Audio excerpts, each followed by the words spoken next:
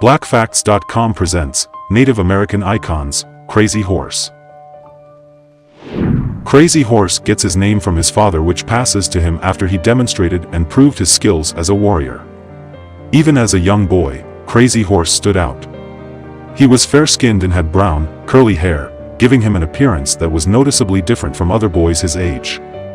Crazy Horse was born during a great time for the Lakota people. A division of the Sioux, the Lakota represented the largest band of the tribe. They dominate a giant swath of land that ran from the Missouri River to the Big Horn Mountains in the west. Their contact with whites was minimal, and by the 1840s the Lakota were at the peak of their power. In the 1850s, however, life for the Lakota began to change considerably. As white settlers began pushing west in search of gold and a new life out on the frontier, competition for resources between these new immigrants and the Lakota created tension. Military forts were established in parts of the Great Plains, bringing in even more white settlers and contagious diseases that took their toll on the native Indian populations. In August 1854, the battle broke out and was known as the Grattan Massacre.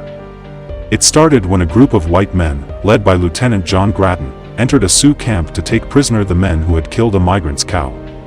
After Chief Conquering Bear refused to give in to their demands, one of the white soldiers shot and killed the chief, and the camp's warriors fought back and killed Grattan and his 30 men.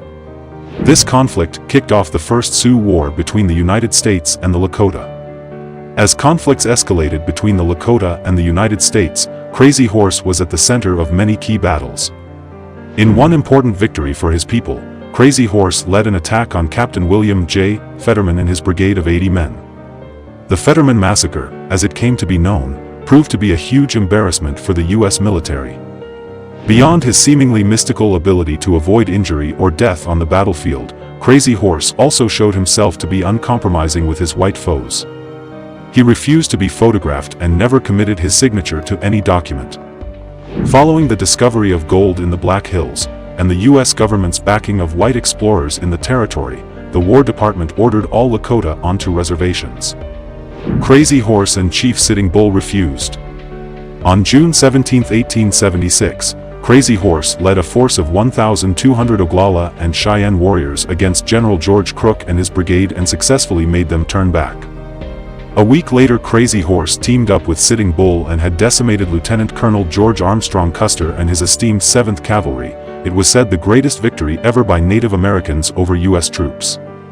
Following the defeat of Custer, the U.S. Army struck back hard against the Lakota, pursuing a scorched earth policy whose aim was to extract total surrender.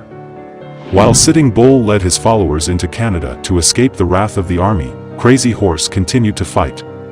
But as the winter of 1877 set in and food supplies began to shorten, Crazy Horse's followers started to abandon him. On May 6, 1877, he rode to Fort Robinson in Nebraska and surrendered. Instructed to remain on the reservation, he defied orders that summer to put his sick wife in the care of his parents. After his arrest, Crazy Horse was returned to Fort Robinson, where, in a struggle with the officers, he was bayoneted in the kidneys. He passed away with his father at his side on September 5, 1877.